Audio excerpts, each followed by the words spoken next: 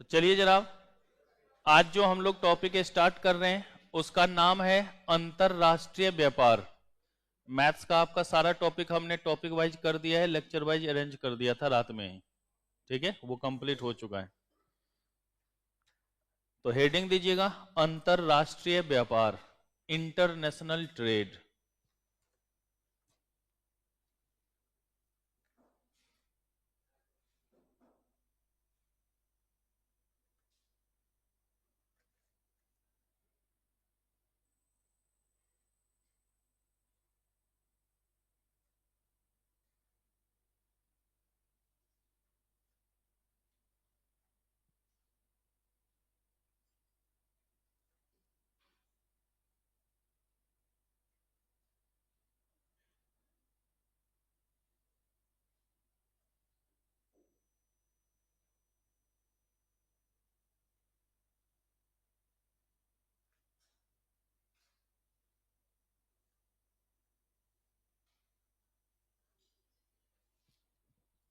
International trade 10 marks का है।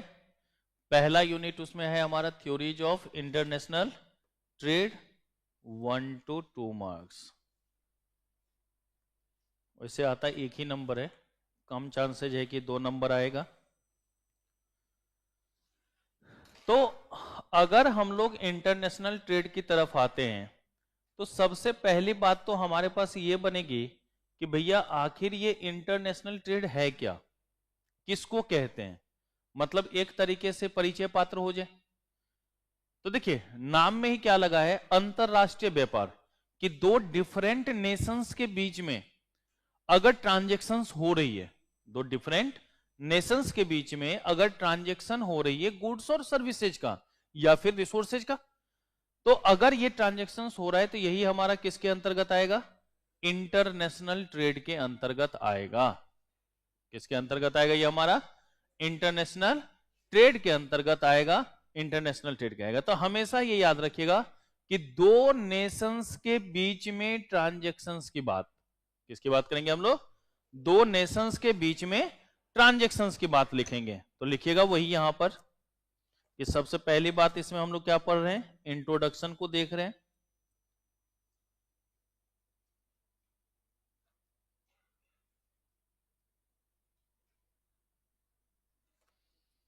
तो लिखिएगा इंटरनेशनल ट्रेड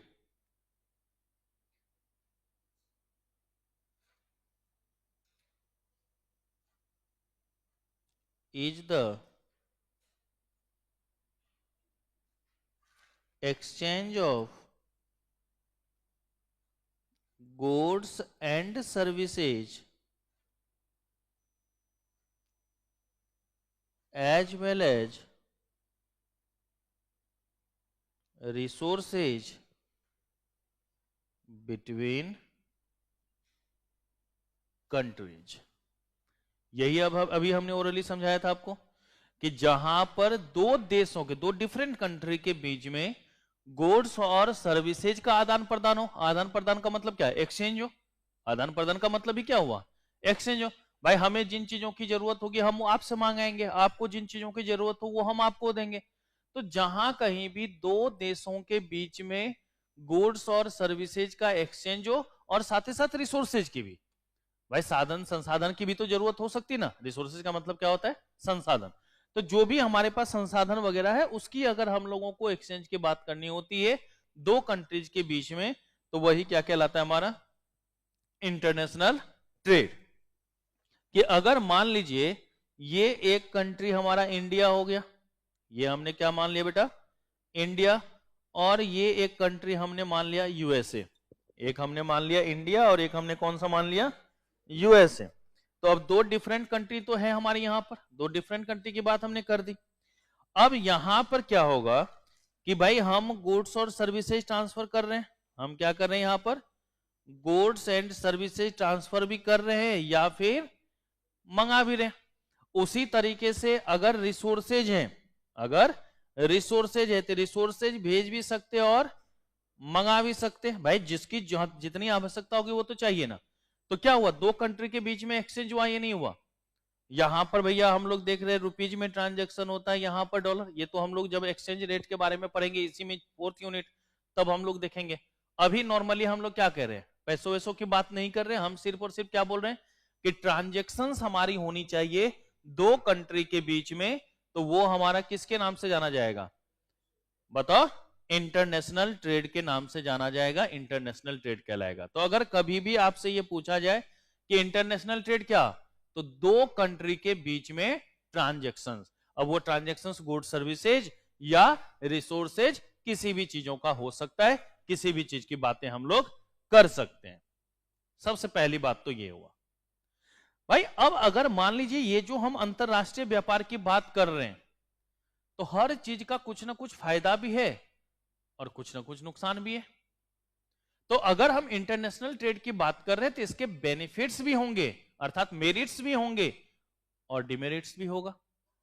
दोनों चीजों को हमें देखना पड़ेगा कि भाई अगर हम इंटरनेशनल ट्रेड की बात कर रहे हैं, इंटरनेशनल ट्रेड को देख रहे हैं, तो इंटरनेशनल ट्रेड का मेरिट्स भी होगा और डिमेरिट्स भी होगा।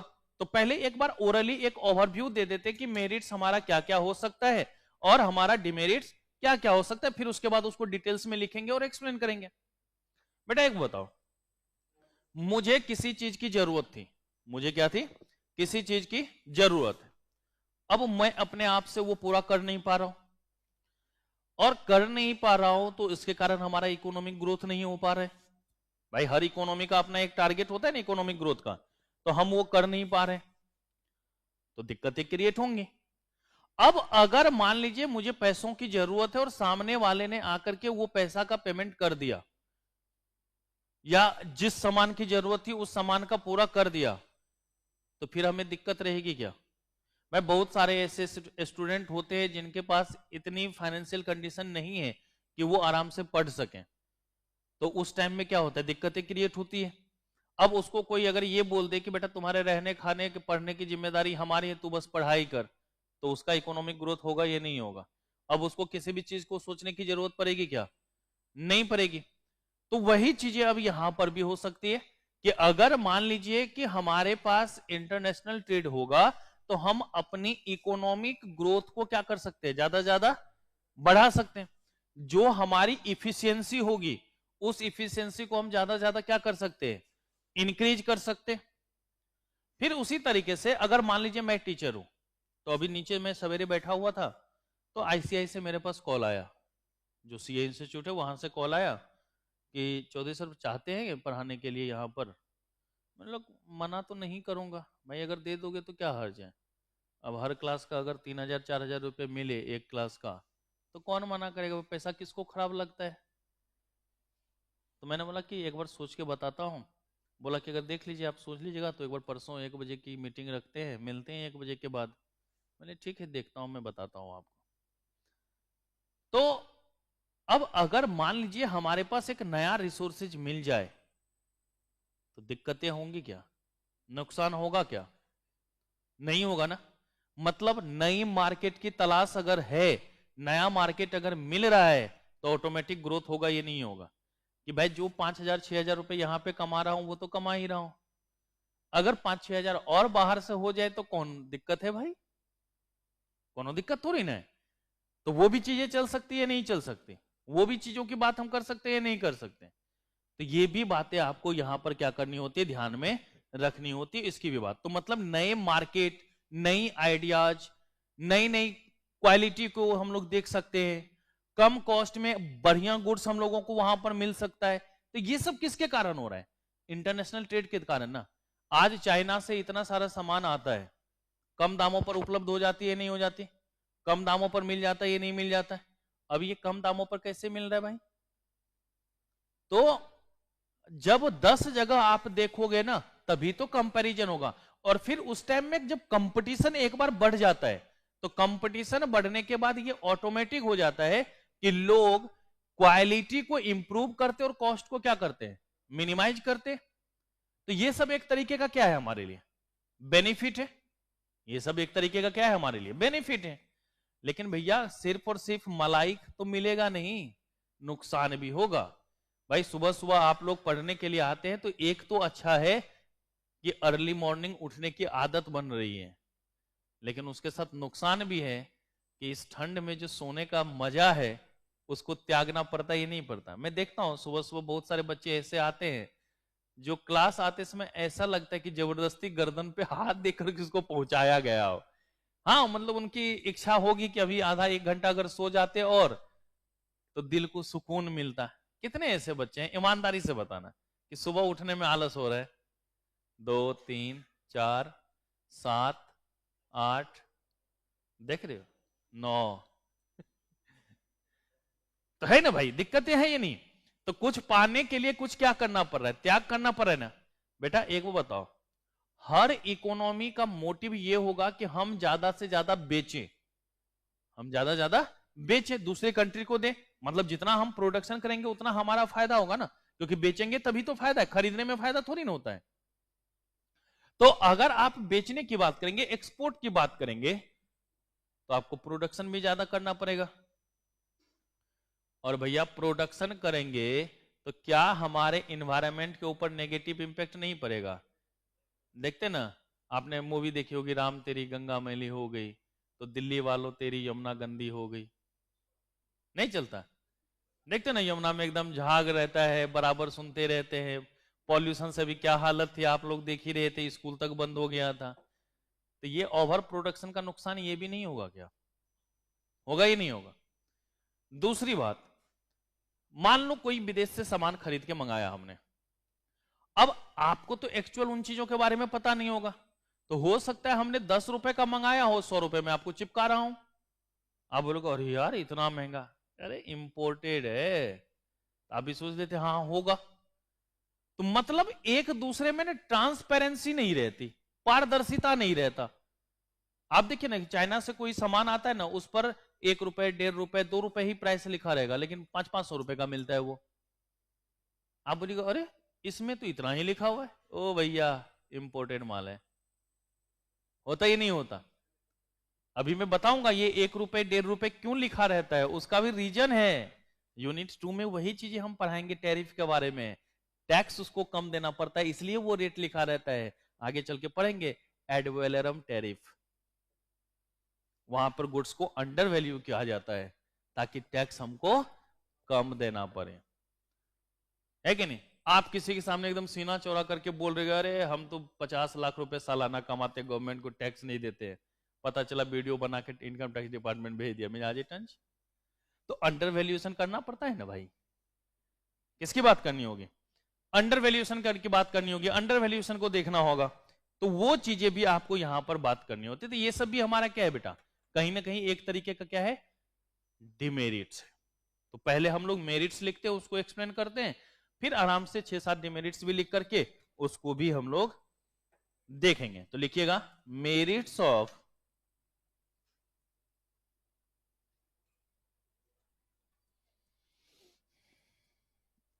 International trade.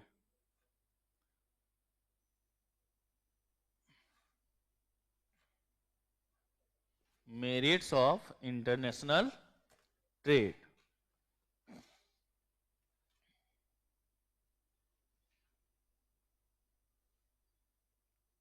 Economic efficiency and contributes to economic growth and rising income. Economic efficiency and contributes to economic growth and rising income. भाई जितना ज्यादा इंटरनेशनल ट्रेड होगा, जितना ज्यादा अंतरराष्ट्रीय व्यापार करेंगे, उतनी ही ज्यादा इकोनॉमिक ग्रोथ की बात बढ़ेंगे, हमारी इनकम उतनी ही ज्यादा बढ़ेगी। यही बात हमने शुरू में करी थी। फिर कहता है ग्रेटर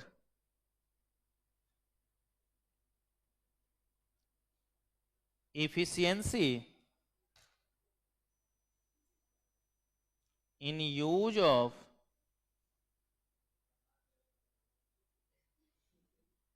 तुम्हारा किस दिन प्रॉब्लम नहीं रहता ये बता दो, सीधा लिख ले। और हर क्लास में अब मिनिमम 5 से 7 पेज लिखना पड़ेगा, हर क्लास में बात करता है। हाथ दर्द कर, कोई बात नहीं बेटा, हमसे पूछ के लगाया था चोट। चलो लिखो, greater efficiency in use of natural human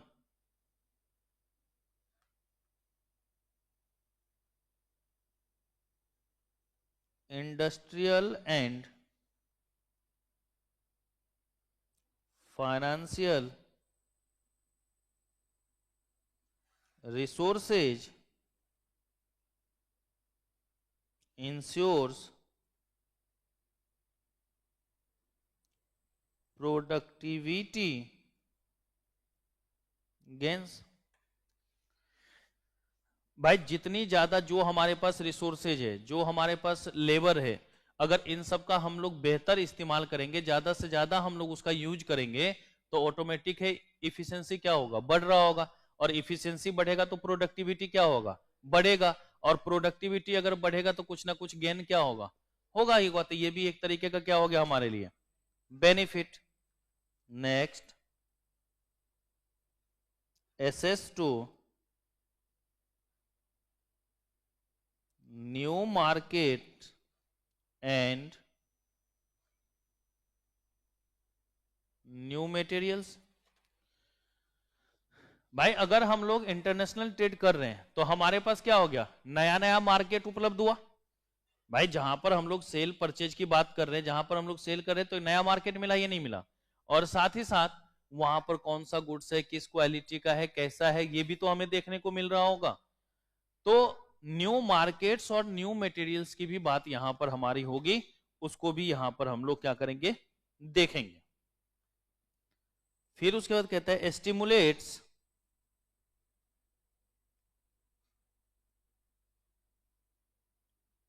innovation. Stimulate innovations का मतलब होता है बेटा नई नई सोच। भाई एक बताओ, आप एक ही जगह पे गांव में बैठे हुए हैं, कहीं बाहर जाना आना नहीं होता, किसी से कोई मिलना जुलना नहीं है, अपने आप में मस्त हैं, क्या आपका उतना डेवलपमेंट होगा। लेकिन जब आप बाहर निकलते हैं, नई नई चीजों को देखते हैं, नई नई बातें सीखते हैं, तो कहते हैं ना, हाँ बुद्धि वर्धक वाली बातें हुई है, ज्ञान खुला है। भाई जब आप 12th में थे तब ये सब चीजें तो पता नहीं थी उतनी। भाई जो नेपाल वाले बच्चे होंगे तो वो तो पहली बार ही मैक्रो अपनी लाइफ में पढ़ रहे होंगे, ये तो था भी नहीं। माइक्रो इकोनॉमिक्स तो पढ़े हैं, मैक्रो तो वहां पे चलता ही नहीं है। और जो 11th में है उनके लिए भी अभी कोई नई बात है, उसके लिए भी नई नई बातें हैं, तो वो भी नहीं जानते हैं अभी। तो दोनों तरफ है। फिर उसके बाद लॉ तो सबके लिए नया है। तो जब आप यहां पर आए तब ना सीखने को मिला, और सीखते हैं तो अब जो आपसे कोई क्वेश्चन पूछेगा तो वो जवाब दे सकते हैं या नहीं दे सकते हैं। जितना पढ़े उसमें से कुछ ना कुछ बातें तो बता सकते हैं या नहीं बोलता है।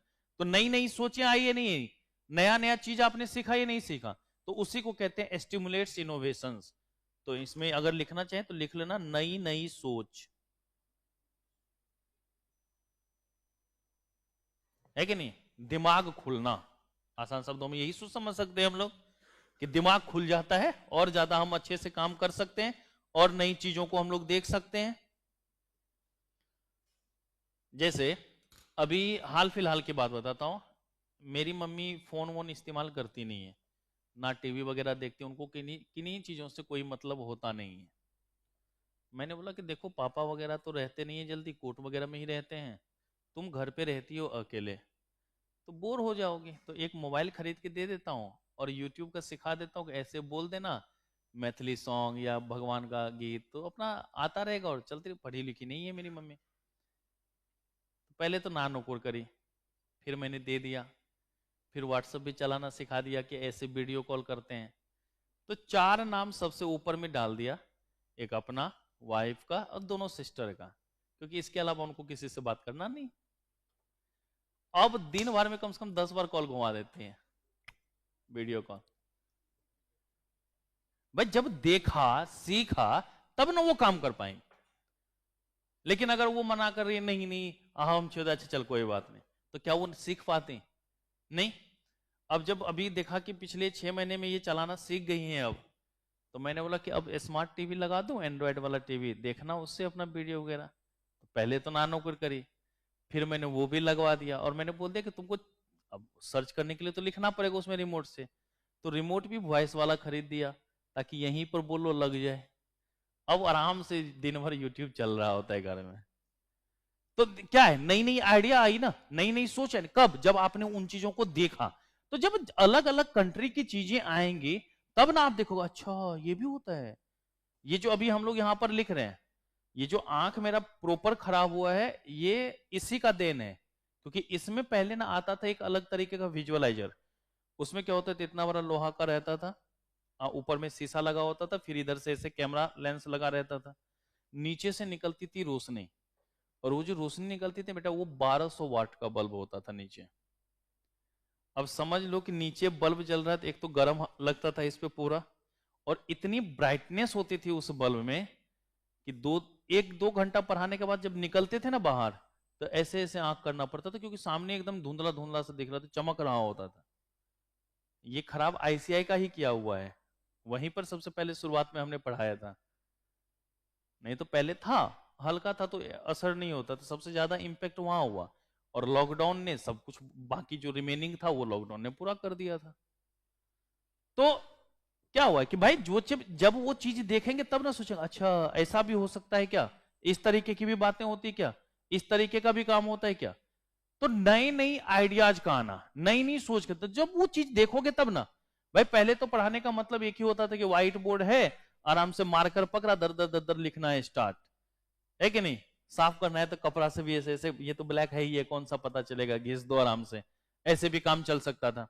लेकिन जब आप उन चीजों को देखोगे तब ना उसके बारे में समझने की कोशिश करोगे, तब ना उसके बारे में देखने की कोशिश करोगे, तो ये भी एक तरीके का क्या हो जाता है हमारे लिए, बेनिफिट हो जाता है कि नहीं। तो इसलिए हमने यहां पर लिखा है स्टिमुलेट इनोवेशंस, की नई नई सोच आपके अंदर पैदा होगी, नई नई सोच उत्पन्न होगी कि कैसे हो सकता है, क्या हो सकता है, इसका क्या इंपैक्ट हो सकता है, वो बातें भी हम लोग यहां पर क्या करेंगे, देख सकते हैं, उसको भी हम लोग समझ सकते हैं। तो 3 बातें करनी है हमारी। नेक्स्ट, इंप्रूवमेंट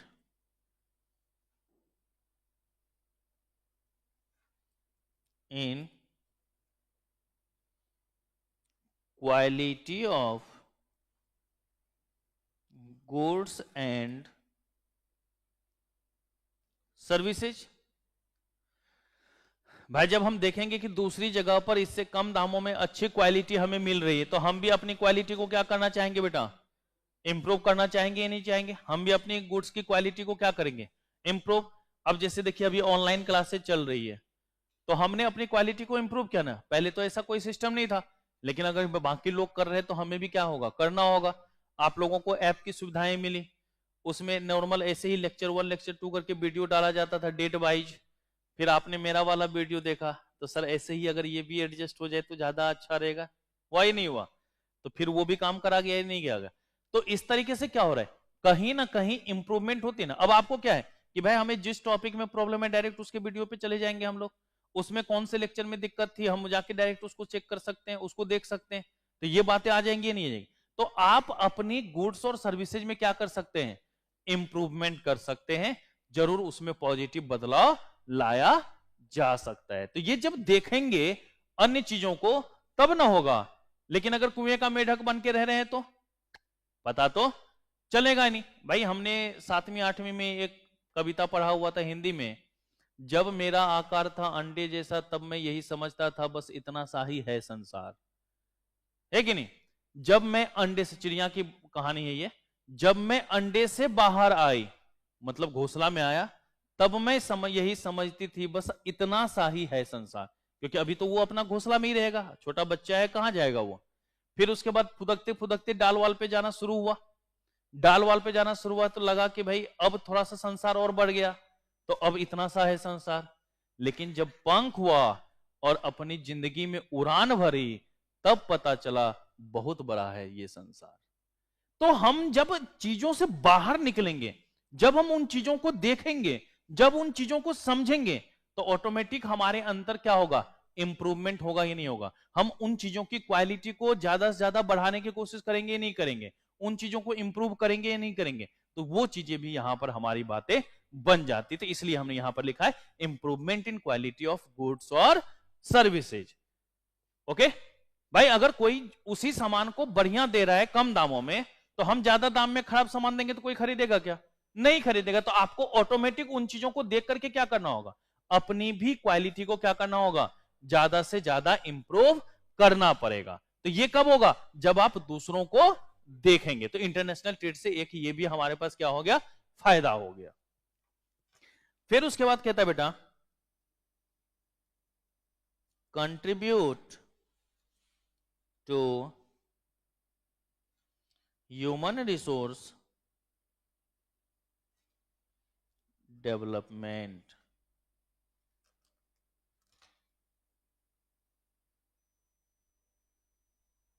भाई आप लोग कोचिंग पर आए थे जब पहली बार, तो सामने कोई ना कोई मैम मिली होंगी, या सब भैया संजीव भैया मिले होंगे, कोई ना कोई आपको स्टाफ मिला होगा, बड़े प्यार से बात किया होगा। कभी ऐसा हुआ होगा कि आते चल हट साइड हो बैठो, अगर ऐसे बोल दिया जाए तो सीधा, लेकिन जैसे ही आप आते हैं तो मैम एकदम मुस्कुराती है, आइए बेटी, आई हाय, बस वहीं फिदा। भाई हम लोग भी जब शुरुआत में रहते हैं तो पहले वीक आप लोगों को ज्यादा परेशान नहीं करते, कितना मुस्कुरा के बात करते हैं। लेकिन अभी आपने देखा होगा कि ओरिजिनल रिएक्शन क्या था। हाँ गौरव भाई, ये सब देख रहे हो, ओरिजिनल रिएक्शन ऐसा होता है बेटा, सर नहीं लिखो बट ये ओरिजिनल रिएक्शन है।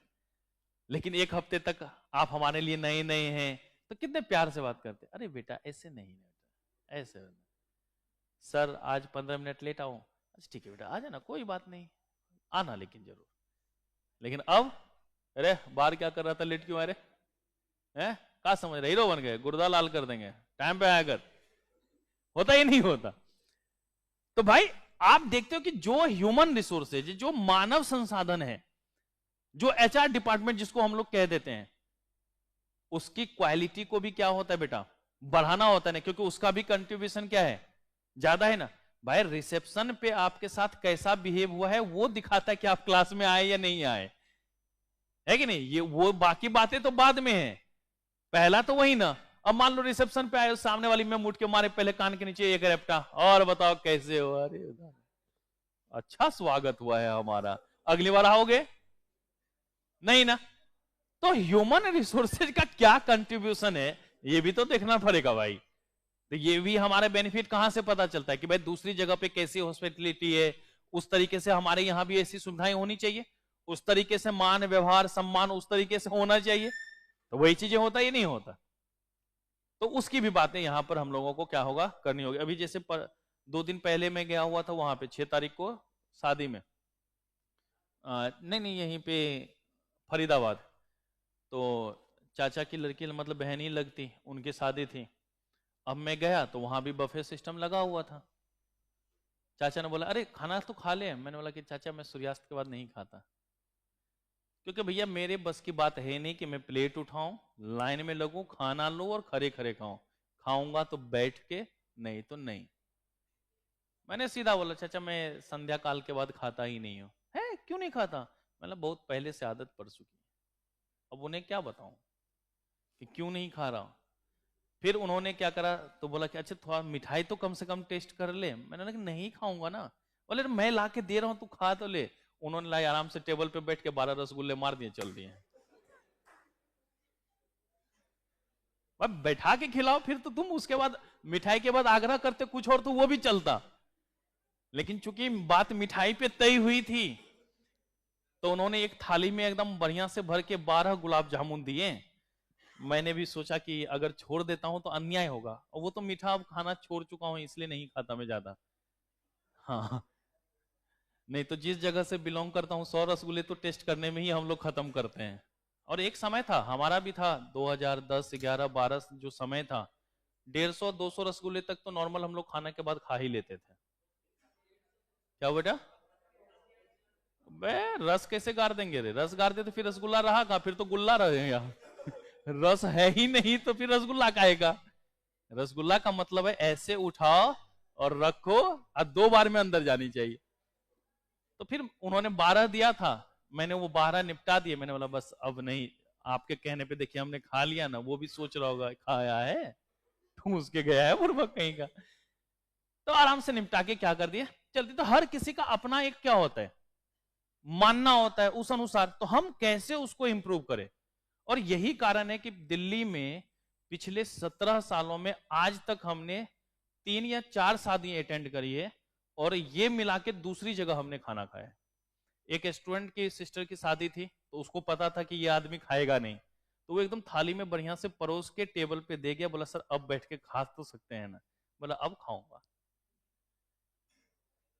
ठीक है, वो शादी थी 2017 में, इसलिए क्योंकि अभी 1-2 दिन पहले ना फेसबुक पे वो नोटिफिकेशन उस फोटो का आ गया था, 7 इयर्स कंप्लीटेड वाला नहीं आ जाता है, 1 साल कंप्लीटेड 2 साल, तो 7 इयर्स कंप्लीटेड का, तो इसलिए वो याद आ गया मुझे, और फिर 6 तारीख को मैं ये गया हूं। बाकी मैं कहीं पे नहीं खाता, जाता सब जगह हूं, कोई भी बुलाए मना किसी को नहीं करता। जा क्यों नहीं सकता भाई? आराम से घूम फिर के सबसे मिलके आ जाओ, घर पे आराम से भोजन करो, मस्त रहो। तो कंट्रीब्यूशन जो है ह्यूमन रिसोर्सेज का, वो भी क्या होगा देखना होगा। अब शादी में किसी को बुला ले और वहां पे जलील करने लग जाओ, दोबारा वो आपके कभी किसी फंक्शन में आएगा? नहीं आएगा। तो ये मान सम्मान कैसा होना चाहिए, नहीं होना चाहिए, ये भी चीजें तो देख सीखने को मिलता है ना, जब हम बाहरी तौर तरीकों को देखते हैं उसके बाद ही ना। हम लोगों को गांव घर में अभी भी पंगत में बैठा के खिलाया जाता। पंगत समझते हो ना बेटा? नीचे आराम से बैठाया जाएगा, फिर पलथी मारो, पलथी समझते हो ना, पैर वैर मोड़ के आराम से बैठो। और फिर मैं देखता हूं यहां पर भी, मैं 2007 की घटना बताता हूं। अपनी जिंदगी में पहली बार डोसा खाया था मैंने 2007 में। तो यहीं पर आगे एक साउथ वाला है, आगे लक्ष्मी नगर, वहां पे मंगल बाजार लाल बत्ती के पास, तो वहां गया खाने के लिए। अब दोस्तों ने बोला ले तो लिया, अब वो लोग एकदम छुरी कांटे से कटाकट कटाकट काटे जाए और खाए जाए। अब मैं देखूं, मैंने 2-4 बार कोशिश करी, पर हमारे बस की बात थी नहीं। अगर ऐसे करूं तो आलू उधर भाग जाए, है कि नहीं? अब कैसे भाई, जो पहली बार कर रहा हो कैसे हो? तब देखा एक सरदार जी आए, उन्होंने भी ऑर्डर किया डोसा, और देखा हाथ से तोड़ते, मैंने बोला अब पार्टनर मिल गया भाई। चम्मच वालों से पहले खत्म करके उठ गया मैं। भाई अपना जो ये चम्मच है, इससे भयंकर कौन सा चम्मच हो सकता है? तो देख रहे हो, अब वहां पर हमारे लिए क्या था, ऑड मैन आउट। भाई सबसे अनजाने, सब कांटे छुरी से कर रहे हैं, और वो चाकू मैंने देखा भाई इसमें धार का है जो काटू भी, ये तो मोटा मोटा सा दिख रहा है, उससे कटे भी ना। अब पता नहीं वो लोग एकदम ऐसे धर हमारे कट, तेरी टैलेंट भी है भाई। तो ये सब क्या होगा, जब एक दूसरे को देखोगे सीखोगे तब ना ये इंप्रूवमेंट आएगी।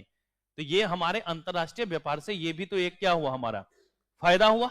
ये भी हम लोग यहां पर क्या देख रहे हैं, बेनिफिट के अंतर्गत। And last one,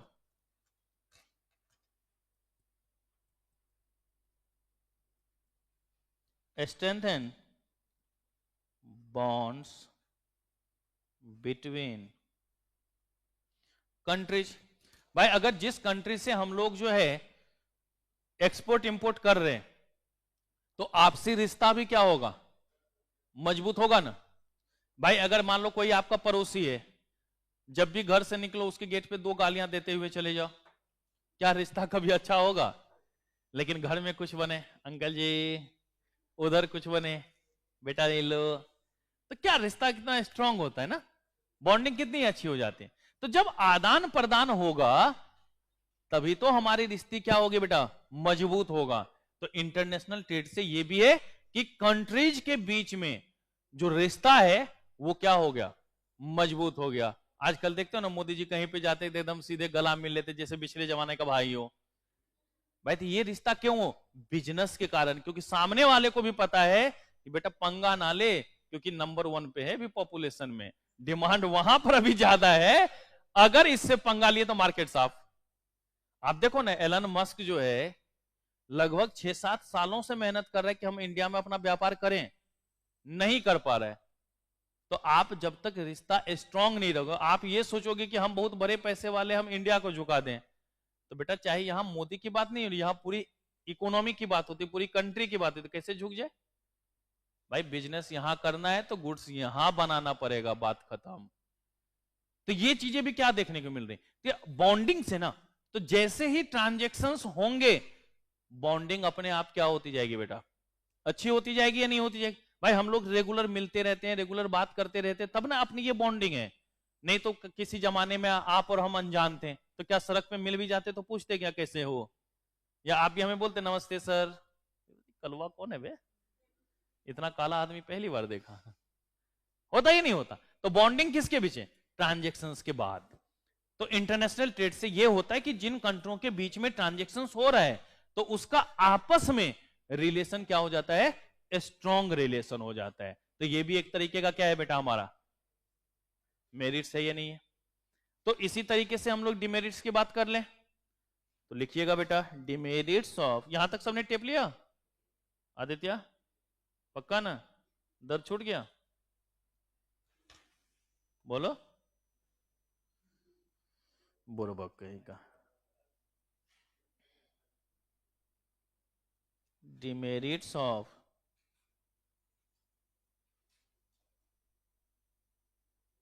international trade,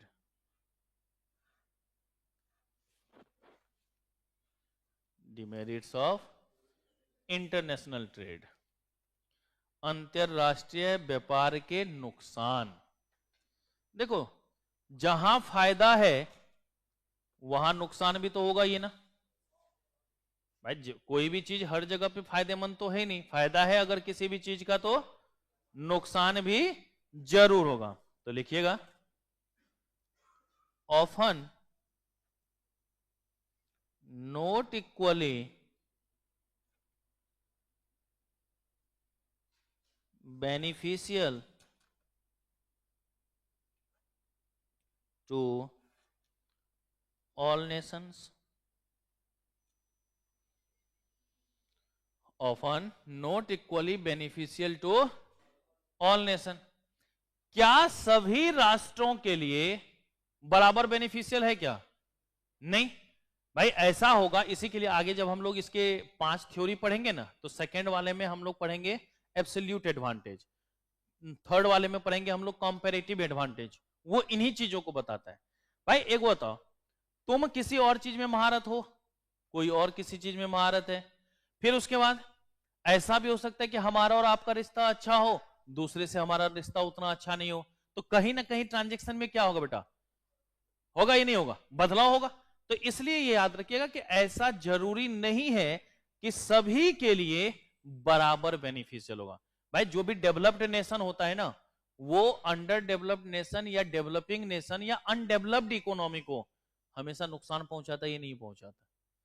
क्या वो वहां पर वो बेनिफिशियली काम करेगा क्या, वो अपनी बेनिफिट के लिए काम करेगा, ना कि सामने वाले के वेलफेयर के लिए काम करेगा। तो क्या हम कह देंगे हाँ इसका तो बहुत अच्छा वो था, सोच था ऐसा करने का, ऐसा कुछ भी नहीं होता। तो ऐसा नहीं हो सकता कि सभी के लिए ये बराबर बेनिफिशियल हो, किसी के लिए ज्यादा किसी के लिए कम, वो बेनिफिशियल होगा ही होगा। फिर कहता है इकोनॉमिक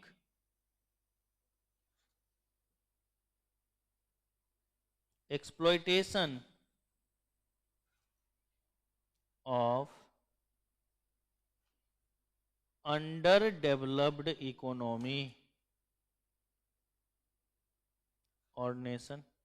क्या यही चीजें हमने आपको ऊपर बताया अभी या नहीं बताया था बेटा, नॉट इक्वली बेनिफिशियल में यही ना चीज समझाया था आपको कि जो भी अंडर डेवलप्ड इकोनॉमी होगा या डेवलपिंग इकोनॉमी होगा, अनडेवलप्ड इकोनॉमी होगा, वहां पर क्या कर रहा है बेटा, शोषण होता है। वहां पर क्या होता है, अब मान लीजिए कोई भी कंपनी यहां पर आई, अब समझ जाएगा कि भाई यहां पर लेबर तो है ज्यादा, है कि नहीं, इन लोगों को काम मिल नहीं रहा है, तो क्या बोलेगा, देख ले भाई ये रेट देंगे, काम करना है तो कर, नहीं तो निकल, बहुत लोग तैयार हैं।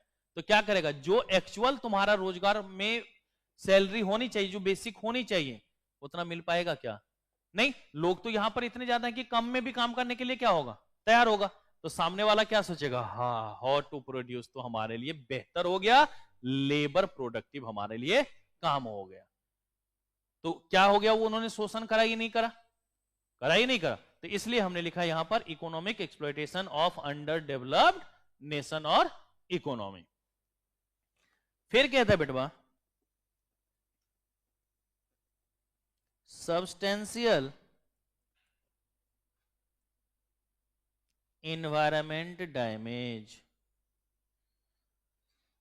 Substantial environment damage. अभी यही चीजें तो हमने बताई थी, दिल्ली वासियों तेरी यमुना मैली हो गई, किसके कारण?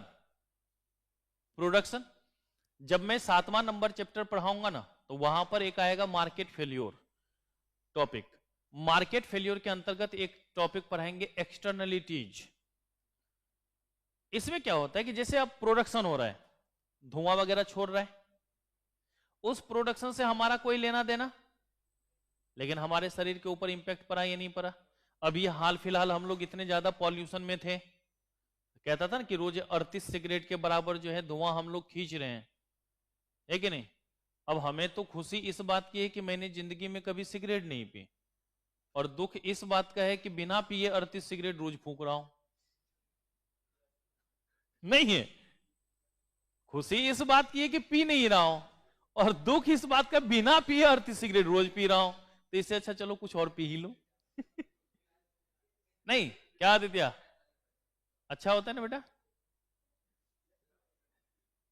पॉल्यूशन पॉल्यूशन को काटेगा ना। 38 है, 38 और पी ले, एडजस्टेबल ना, बैलेंस्ड हो जाएगा। तो कहीं ना कहीं हमारे इन्वायरमेंट के ऊपर नेगेटिव इंपैक्ट पड़ेगा या नहीं पड़ेगा? जितना ज्यादा प्रोडक्शन करोगे उतना ही ज्यादा हमारे इकोनॉमी के ऊपर नेगेटिव इंपैक्ट होगा। बेटा आप लोग एक बार ध्यान से देखना, जब लॉकडाउन हुआ था तो लॉकडाउन में क्या हुआ था? सब कुछ बंद। लॉकडाउन में क्या हो गया था? सब कुछ बंद। अब जब सब कुछ हमारा यहां पर बंद हो गया था, यमुना अपने आप साफ हो गई थी, आसमान कितना मस्त नीला नीला सा सवेरे दिख रहा, शाम दिख रहा था, कितना एकदम सुनहरा दिख रहा था, मस्त लगता था, पूरा क्लीन क्लीन सा। लेकिन अब आसमान नीला होता है ये किताबों में नजर आता है, ऊपर देखो तो करिया दिख रहा है रे। पॉल्यूशन, सब पॉल्यूशन का खेल है भाई। जब ठंड होना चाहिए तो गर्मी पड़ रहा होता है, जब गर्मी होना चाहिए तो अचानक से बर्फबारी हो रही। इस बार दुबई में बर्फबारी हुई है भाई, वो लोग भी टेंशन में, ऐसा काहे? इस बार जब भयंकर बर्फबारी हो, वो भी 1 महीना पहले। अब सोच के देखो, यहां पर हम लोग टी शर्ट पहन के घूम रहे थे, यह ठंडा नहीं है, और वहां पे बर्फबारी Holi.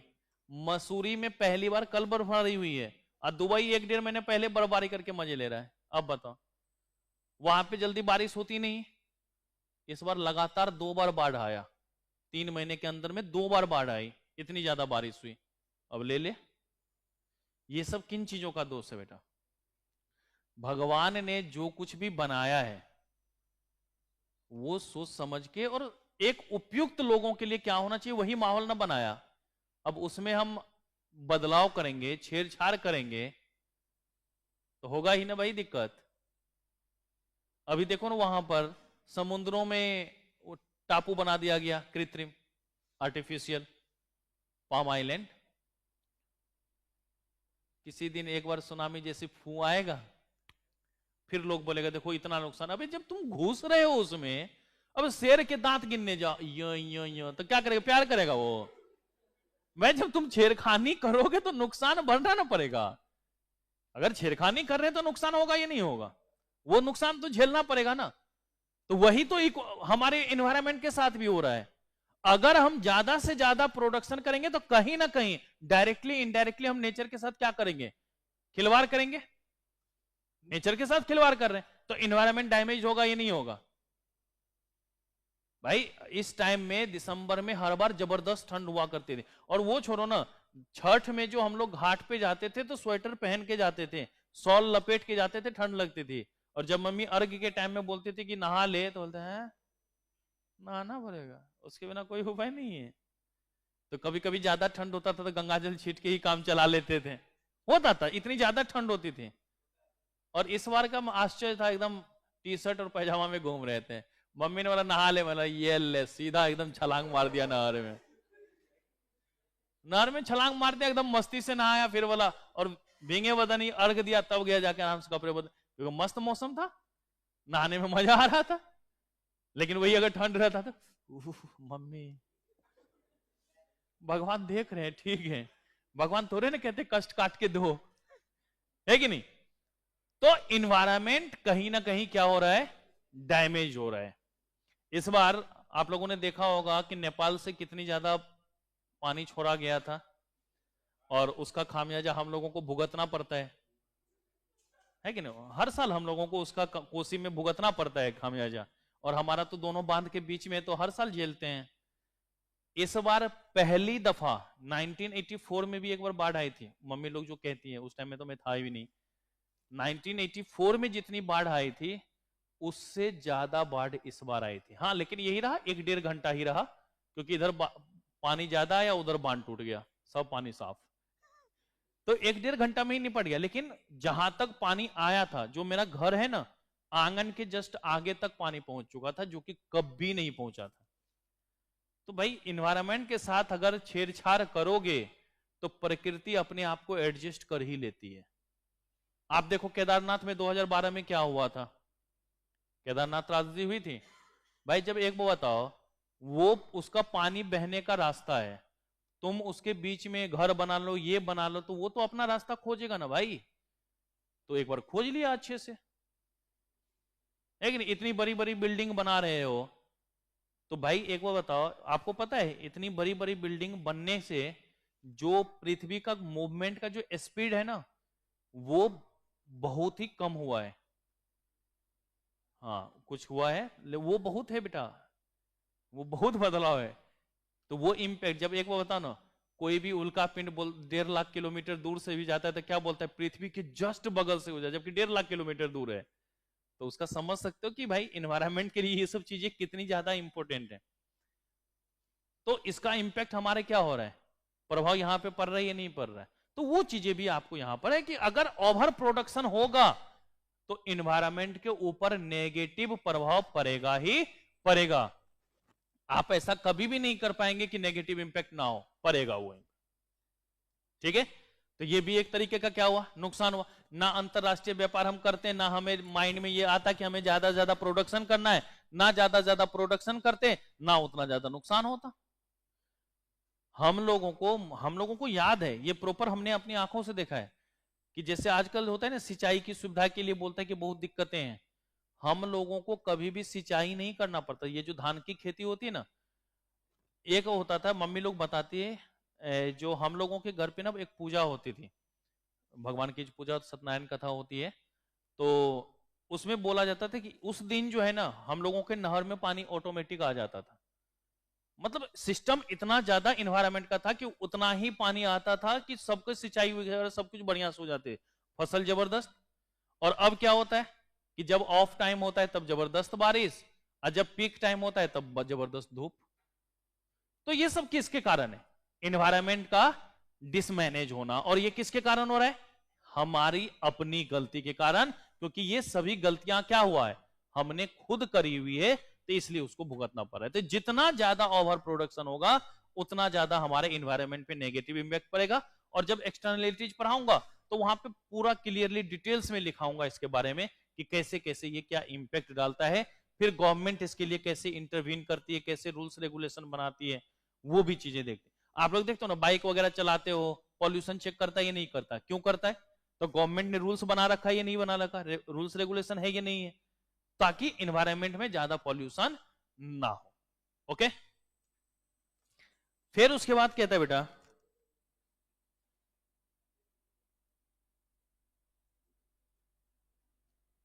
Exhaustion of natural resources. वो तो सिंपल सी बात है, जितना ज्यादा से ज्यादा उत्पादन करेंगे उतना जल्दी हमारा प्राकृतिक संसाधन क्या होगा बेटा, खत्म होगा। क्योंकि प्राकृतिक संसाधन हमारे पास क्या है, लिमिटेड है, और वांट्स हमारी क्या होती है, अनलिमिटेड होती है। तो जितना ज्यादा हम उसका उपयोग करेंगे उतना जल्दी हमारे पास क्या होगा, खत्म होगा। ठीक है, फिर कहता है trade cycle are also likely to get transmitted rapidly to others country।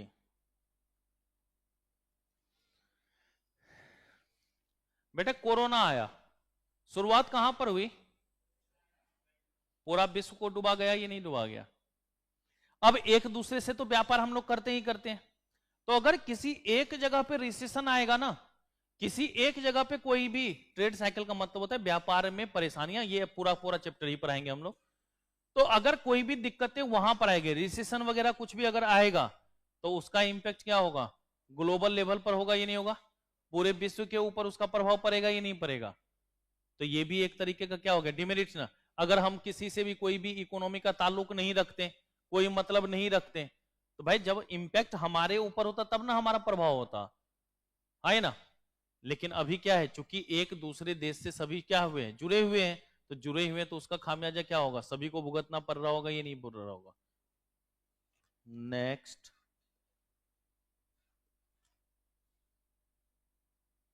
Dependence of underdeveloped countries on foreign nations।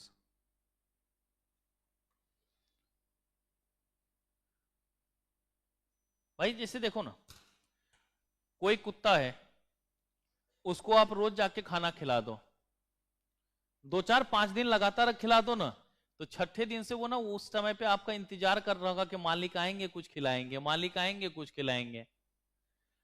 तो अगर कोई डेवलप्ड नेशन आपको कुछ गिफ्ट के रूप में भेज रहा होगा, कुछ सामान भेज रहा होगा, तो आप अब काम करना तो छोड़ चुके होंगे, क्योंकि अनडेवलप्ड इकोनॉमी ऐसे भी कोई काम था नहीं, और आदत क्या पड़ी?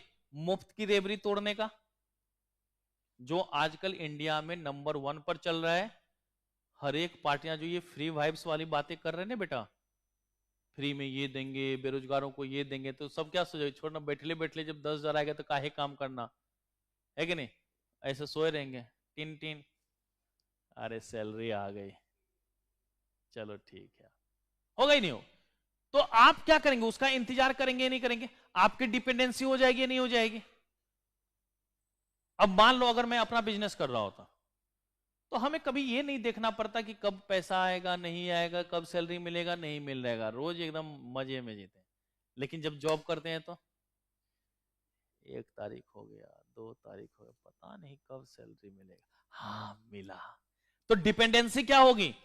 दूसरे के ऊपर ज्यादा से ज्यादा बजाय, किसके कारण? इंटरनेशनल ट्रेड के कारण। तो जो भी अनडेवलप्ड इकोनॉमी है, डेवलपिंग इकोनॉमी है, उसकी डिपेंडेंसी सामने वाली जो डेवलप्ड नेशन है, जो उस गुड्स का ज्यादा एक्सपोर्ट कर रहा है, उसके ऊपर उसकी डिपेंडेंसी क्या हो जाती है? बढ़ जाती है। There is often lack of transparency. बोले थे ना कि यहां पर पारदर्शिता की क्या हो जाती है बेटा? हमारी कमी हो जाती है, नहीं हो जाती? बताया था सामान पर 1 रुपए 1.5 रुपए लिखा रहता है, देता कितने का है? 100 रुपए का। अब उसमें भी किसी को वो 10 का बेच रहा होगा, किसी को 15 का बेच रहा होगा, किसी को 50 का, कुछ आपको बता के करेगा क्या? नहीं। तो यहां पर पारदर्शिता उतनी नहीं हो पाती। भाई मैं ही हूं, किसी के लिए टैरिफ 10% रखूंगा, किसी के लिए 15% रखूंगा, अलग अलग हम लोग टैक्स चार्ज करते हैं या नहीं करते? तो ये कहीं पर पारदर्शिता को दिखाता है क्या? नहीं दिखाता है। और सबसे last, too much of export orientation. Main motive लोगों का क्या हो जाएगा बेटा? ज्यादा से ज्यादा एक्सपोर्ट करना। क्या हो जाएगा उसका मेन मोटिव?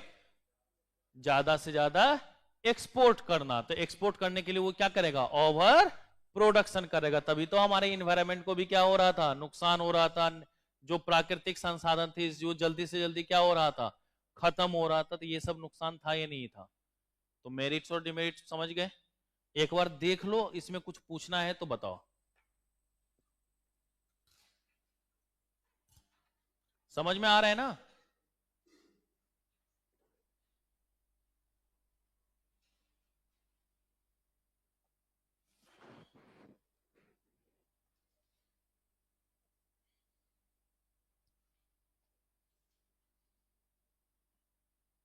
ले जाना होगा तो ले जा।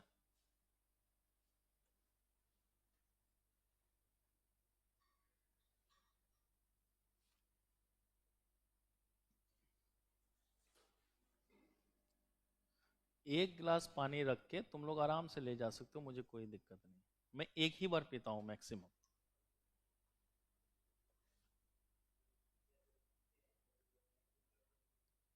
मेरी क्लास में पी जा, दूसरे टीचर में मत पीना, क्योंकि नहीं तो वो टीचर ना स्टाफ पे गुस्सा आ जाते हैं कि तुमने मेरे लिए पानी नहीं रखा। ये मैं जब खुद बोल रहा हूँ तो आराम से कंज्यूम कर लिया कर, मुझे फर्क नहीं पड़ता, क्योंकि मैंने आज तक कभी किसी स्टाफ को डांटा नहीं है।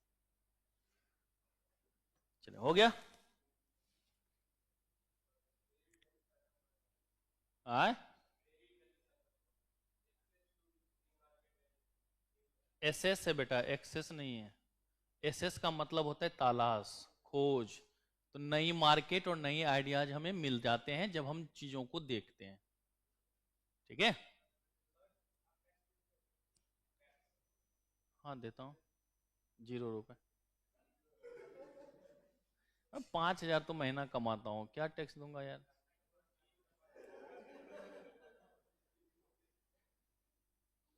नहीं, मैं आईटीआर एकदम एक्चुअल फील करता हूँ, लेकिन इनकम उतनी बन नहीं पाती। पिछले साल ये कितना, 32 लाख का ही ट्रांजेक्शन था ओनली, लेकिन प्रॉफिट वही था 4,90,000। प्रॉफिट होगा तब ना देंगे भाई। चलो, ये तो हमारी कहानी किसकी थी बेटा, कि हमारा इंटरनेशनल ट्रेड क्या है, उसके क्या बेनिफिट्स हैं और क्या नुकसान है। अब हमने बोला था कि टॉपिक का नाम ही क्या था बेटा हमारे पास, जरा देखना, थ्योरीज ऑफ। तो मतलब थ्योरी को देखना पड़ेगा, ये नहीं देखना पड़ेगा। ओके, तो अब जो हेडिंग आएगा, अब वो हेडिंग यही आएगा, important theories of international trade.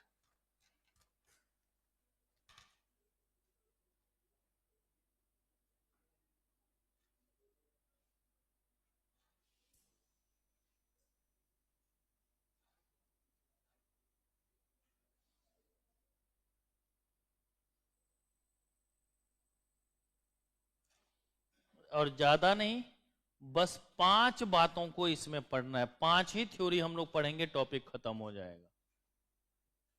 5 theory को देखेंगे। तो सबसे पहला,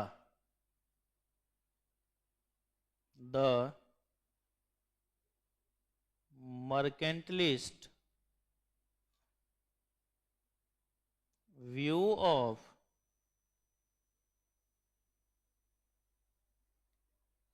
international trade. The mercantilist view of international trade.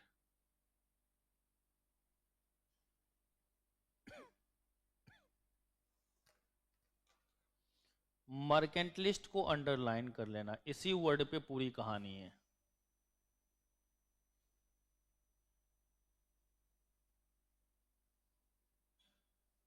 पहले समझा देता हूं, फिर आराम से लिखवाएंगे, वो ज्यादा सही रहता है ना। देखो बेटा, ये जो कंसेप्ट है ना, ये एकदम पुराने जमाने की बात करता है, मेरे जमाने की नहीं, वीरे की जमाने की बात करता है, तारक मेहता वाला वीरे साहब की, है कि नहीं। तो या आदित्य के जमाने की, हड़प्पा संस्कृति से तू मिला था ना बेटा खुदाई में मिला था ना, लेकिन सांसें चल रही थी तो बाहर ठीक ठाक है। तो पुराने जमाने में क्या होता था कि लोग आराम से व्यापार करने के लिए गधे पे सामान वामान ला दें, चल दिए। अब उसमें क्या हुआ, एक दूसरे देश में भी सामान का आदान प्रदान कर लेते थे, कोई दिक्कत नहीं होता था। आप लोगों ने एक हिंदी में पढ़ा होगा कहानी, काबुली वाला, नहीं पढ़े हो? कहा तुम लोग को, कोर्स बदल जाने से यही दिक्कत होती है। हम लोगों के जमाने में था काबुली वाला। वो क्या होता था कि हर हर जो ठंडा का समय आता था ना, तो वो अफगानिस्तान से अपना सामान वामान बेचने के लिए इंडिया आता था और यहां पर वो बेचता था। तो एक बच्चे से उसकी अच्छी खासी दोस्ती हो गई थी। वो उसको ना एक मुट्ठी जो है काबुली बादाम ऐसे ही दे दिया करता था, फ्री में खाते रहो, दोस्ती नाते के आ रहे। अब ये तो उस जमाने की कहानी थी, लेकिन कहां से आया, कौन सा देश मैंने यूज किया वर्ड, अफगानिस्तान। बेचने कहां आया, कोई लाइसेंस वाइसेंस की जरूरत, किसी भी तरीके के लाइसेंस की जरूरत, व्यापार हुआ या नहीं हुआ, दो देशों के बीच में हुआ। या इंडिया वाला नेपाल अभी भी एकदम सब्जी तोड़ता है, यहां पे बोरा में भरता है, मोटरसाइकिल पे बैठता है, जाके नेपाल में बेच आता है ना। या नेपाल वाले भी उधर से कोई सामान लेके इधर पहुंचते, डालडा, डालडा ज्यादा चलता है वहां पे, तो डालडा जो है वहां से लेकर के इंडिया में आकर के फिर यहां पर बेचता है, आराम से चल लेता है, कोनो दिक्कत नहीं है नहीं होता। इस तरीके से आदान प्रदान चल रहा है। ये है मर्केंटाइलिस्ट व्यू। मर्केंटाइल शब्द का मतलब ही होता है ट्रेड एंड कॉमर्स, अर्थात व्यापार। ट्रेड एंड कॉमर्स का मतलब क्या हो गया, व्यापार की बात हो गई। तो ये जो है ना पुराने जमाने में यूरोपियन कंट्रीज में ये देखा गया कि वहां पर देखो ना, कभी कभी आप देखना बहुत सारे ऐसी कंट्री है ना, नदी है, उस साइड अलग देश, इस साइड अलग देश, इस साइड अलग देश, ऐसे ऐसे भी हैं। तब वहां क्या हो रहा है कि ये उधर गया बेचने, वो इधर गया, वो इधर गया, ऐसे ऐसे ही चलता रहता है, ऐसे ही चलता रहता है ना भाई। तो अब उस केस में इसको जो है वहां पर मान्यता दे दी गई थी। इसमें जो मेन मोटिव लोगों का होता था वो होता था एक्सपोर्ट करना। अभी भी अफगानिस्तान वाला क्या आया था यहां पर बेचने के लिए ना, हम वहां पर सब्जी बेचने के लिए नेपाल जा रहे हैं, दूसरे देश वाले इसमें इस तरीके से एक दूसरे में क्या होता था, एक्सपोर्ट करने की ज्यादा से ज्यादा बातें आती थी। ये जो मर्केंटाइल शब्द है बेटा, इसका खोज अब जाकर के हुआ है 2009 में, पहले तो हम लोग बोलते थे। तो ये जो शब्द का ओरिजिनल मीनिंग मिला है, ये मिला है 2009 में माइक्रोसॉफ्ट एनकार्टा डिक्शनरी के अंतर्गत, माइक्रोसॉफ्ट एनकार्टा डिक्शनरी के अंतर्गत। तो आसान शब्दों में इसका एक मोटिव याद रखना कि इस थ्योरीज का मेन मोटिव है कि हमको ज्यादा से ज्यादा क्या करना है, एक्सपोर्ट करना है। मोटिव हमारा क्या रहेगा, सिर्फ और सिर्फ बेचने का रहेगा, मंगाने का नहीं।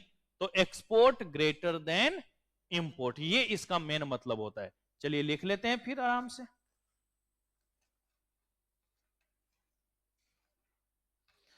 ये जो मर्केंटाइल शब्द है, मर्केंटाइलिस्ट शब्द है, डिराइव्ड फ्रॉम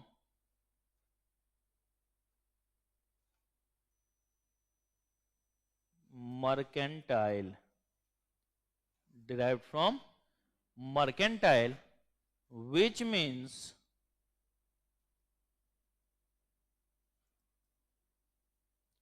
trade and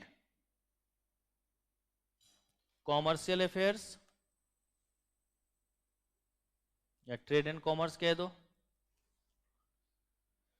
कि ये जो मर्केंटाइलिस्ट शब्द है ये किस वर्ड से आया बेटा, मर्केंटाइल शब्द से। और मर्केंटाइल का मतलब ही क्या होता है, trade and commercial affairs, trade and commercial affairs. तो ये जो हमारा मर्केंटाइलिस्ट शब्द है ना, इसमें जो हमारा मेन मोटिव होगा, जो हम मेन मोटिव की बात करेंगे, वो मोटिव हमारा होगा एक्सपोर्ट ग्रेटर देन इंपोर्ट। क्या हुआ, MERCANTILE, किसके, अच्छा वो एन नहीं दिख रहा था तुझे, CA के बाद जो वो ऐसे लिखा था वो एन ही था। मर्केंटाइल,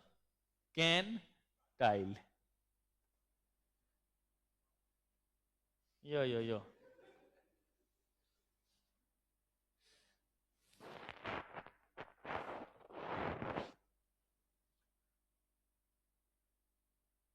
नेक्स्ट क्लास कोई भी मिस मत करना, इस टॉपिक का सबसे इंपॉर्टेंट पार्ट अगली क्लास में ही होगा,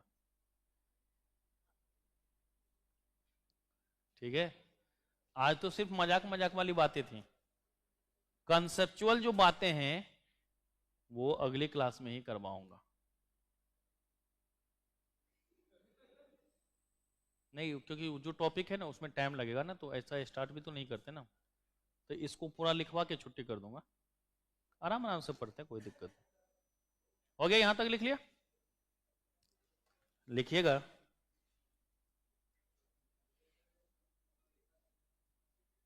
अकॉर्डिंग टू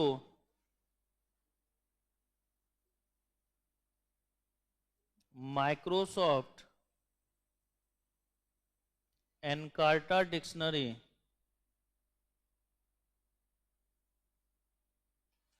कब बेटा? 2009 बोला था ना। According to Microsoft Encarta dictionary, mercantilism, अब देखो CAN क्लियरली लिखा है ओम।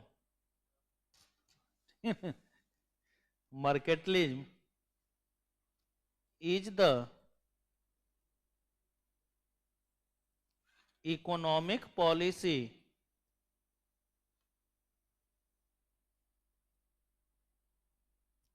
ट्रेंडिंग इन यूरोप ना, बोला था ना यूरोपियन कंट्रीज के बीच में ये पहले देखा गया था। Trending in Europe from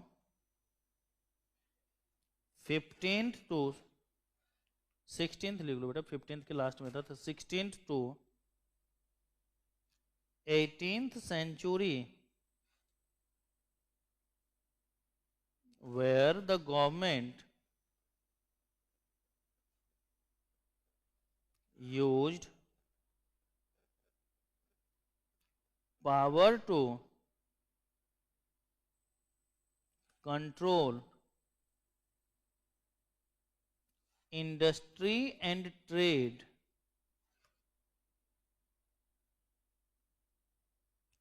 with the belief that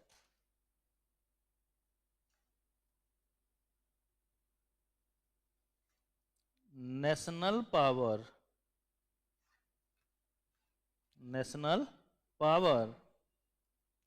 is achieved and sustained by having constant large quantities of exports over imports। इसको बेटा यहां से यहां अंडरलाइन कर लो। पूरी लाइन का मतलब सारांश एक यही है कि एक्सपोर्ट हमेशा क्या होगा? ज्यादा, और इंपोर्ट क्या होगा हमारा? कम होगा। ये नहीं होगा कि भाई अगर मान लीजिए कि एक तराजू हम यहां पर बना रहे हैं, ठीक है, ये हमने एक तराजू बना लिया,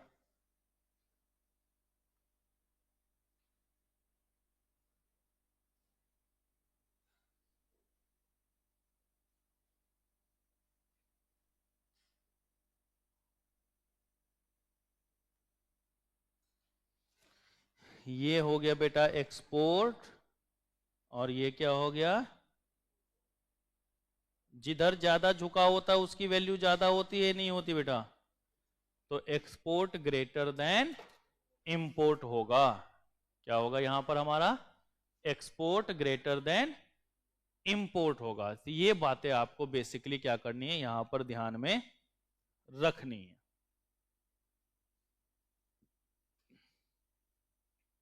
तो ये जो मर्केंटलिस्ट व्यू है ना, तो मर्केंटलिस्ट व्यू में एक ही मोटिव होगा कि एक्सपोर्ट को ज्यादा से ज्यादा बढ़ावा देना और इंपोर्ट को कम से कम कर देना। भाई आप दूसरों को पैसे बांटते चलो तो लोग क्या बोलेगा? देख कितना अमीर है। आप दूसरों से मांगते चलो, दे देना दे देना, क्या बोलेगा? भाई कितना गरीब है। तो हमेशा किसको बढ़ाना? एक्सपोर्ट को बढ़ाना, कि दिखाएगा कि आप कितने ज्यादा स्ट्रेंथ हैं, कितने ज्यादा मजबूत है, कितनी ज्यादा आपकी पकड़ अच्छी है। ये चीजें दिखाता है यहां पर मर्केंटलिस्ट व्यू के अंतर्गत। तो अगर कभी भी कोई भी पूछेगा बताओ मर्केंटलिस्ट व्यू के अंतर्गत क्या होती है, तो एक्सपोर्ट को ज्यादा से ज्यादा बढ़ाया जाता है और इंपोर्ट क्या किया जाता है, कम से कम किया जाता है। अभी बंद मत करो, 5-7 मिनट तो रुक जा भाई। मतलब ये थोड़ी ना बोला कि खत्म होने के बाद छुट्टियां कर देंगे, थोड़ा सा उसका ओवरव्यू तो दे ही सकते हैं ना। कुछ चीजें आज लिखवा सकते हैं, कुछ अगली क्लास में कर सकते हैं, है कि नहीं। तो थ्योरेटिकल चीजें आज कर लेंगे और प्रैक्टिकली अगली क्लास में समझा देंगे। बात है भागने की तैयारी। यहां तक कोई दिक्कत? क्या हुआ दीदी, कमर टूट गए?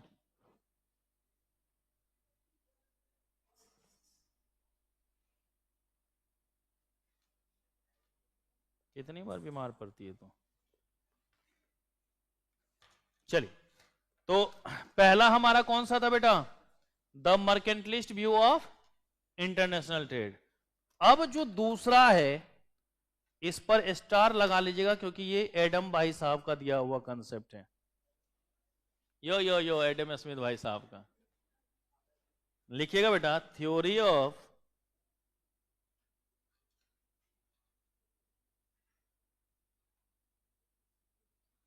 Absolute advantage.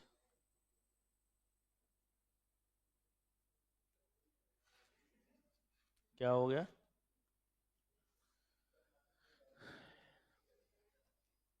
और बेटा वीडियो को मैं सेपरेट नहीं कर रहा हूं क्योंकि मैंने पूरी वीडियो डलवा ही रखी है, तो इसलिए सेपरेट करने से कोई फायदा तो है नहीं। मैंने तो पूरा फोल्डर बना के दे रखा है ना अपना इकोनॉमिक्स का। तो आपको जो रिवीजन करना होगा ना उसी से कीजिएगा।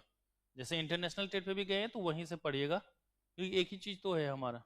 चलो, थ्योरी ऑफ एप्स, वीडियो ये भी अपलोड रहेगा लेकिन ये लेक्चर वाइज नहीं होगा। चलो मैं लिख दूंगा इसको भी, कौन सा देगा, जनवरी जून 25 करके लिख दूंगा। थ्योरी ऑफ एब्सोल्यूट एडवांटेज, ये कंसेप्ट दिया गया था किसके द्वारा बेटा? एडम स्मिथ कौन थे? Father of economics. कब इन्होंने बुक लिखी थी? कौन सी बुक लिखी थी?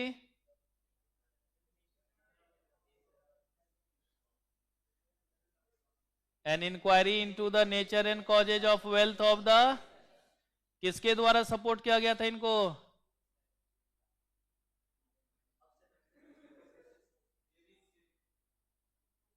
कौन बोला जीवी से? अच्छा, देख के बोला है, वही तो मैं पेज पलटा हुआ था बेटा। रजिस्टर अभी तूने बंद किया है, वो रजिस्टर जो है ना इको का ही है, शुरू में तूने लिखा होगा। तो जेबी से ने क्या कहा था बेटा?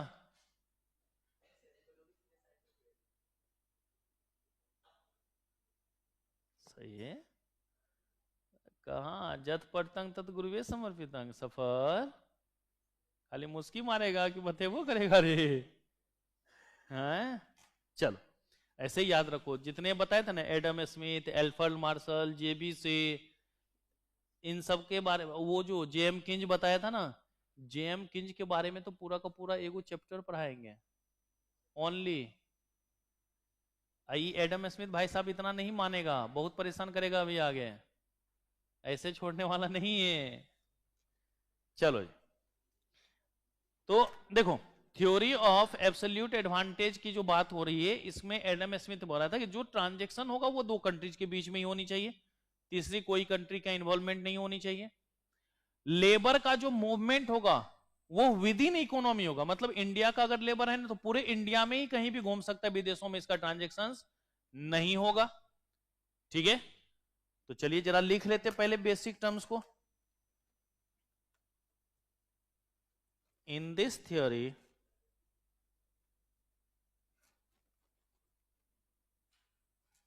एडम स्मिथ assumed that, देखो बेटा एडम स्मिथ भाई साहब क्या मानते हैं, ट्रेड बिटवीन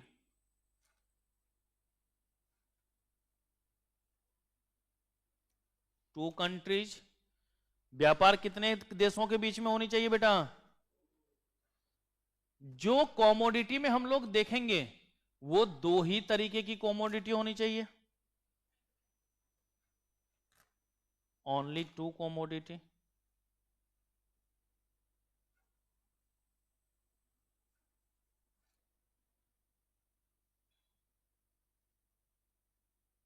ठीक है। इसके अलावा किसी भी तरीके की कोई अन्य खर्चे की बात नहीं करेंगे हम। जो भी बात करेंगे वो लेबर पर आवर की बात करेंगे। इसका मतलब ट्रांसपोर्टेशन कॉस्ट वगैरह कुछ भी, no transportation cost,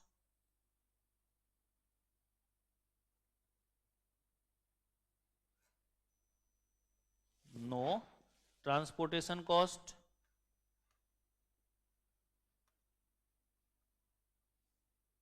labour was mobile within country but immobile between countries। हमने बोला ना कि लेबर का जो पूरे अपने इंडिया के अंतर्गत तो कहीं भी चलायमान हो सकता है। मोबाइल का मतलब एक जगह से दूसरी जगह तक बदलाव, ट्रांसफर। इंडिया से बाहर वो नहीं जाएगा, तो इसलिए हमने बोला कि labour was mobile within country but immobile within countries. दूसरे देशों में इसका ट्रांसफर नहीं होगा। कहता है he assume that any trade between two countries considered would take place if each of the two countries had an absolutely lower cost in the production। ये वाला जो पूरा पैराग्राफ है ना, ये मैं अगली क्लास में समझाऊंगा क्योंकि इस पर एग्जांपल देके समझाना पड़ेगा ना। In the production of one of the commodities, he assumed that any trade between two countries considered would take place if each of the two countries has an absolute lower cost in the production of one of the commodity। क्योंकि हम दो ही commodity की बात कर रहे थे ना बेटा, तो दोनों में से देखना पड़ेगा ना हमारा फायदा किस में। दोनों में से क्या देखना पड़ेगा, हमारा फायदा किस में। तो इसको हम लोग एग्जाम्पल के साथ अगली क्लास में डिस्कस करेंगे। तब तक आज के लिए बस इतना ही। स्वस्थ रहें, मस्त रहें और तंदुरुस्त रहें। ठीक है, आज की क्लास समझ में आई? पक्की वाली बात ना, क्योंकि देखो तुम लोगों के लिए भी नया है। जिन्होंने 12th में पढ़ा होगा वो तो ठीक है, जिन्होंने नहीं पढ़ा होगा वो नया है और 12th से अलग अलग जाएंगे। इसमें भी बहुत सारी चीजें ऐसी होगी जो 12th में नहीं थी पर यहां पर है। ठीक है, तरीका अलग है, तो यो ध्यान में रखियो।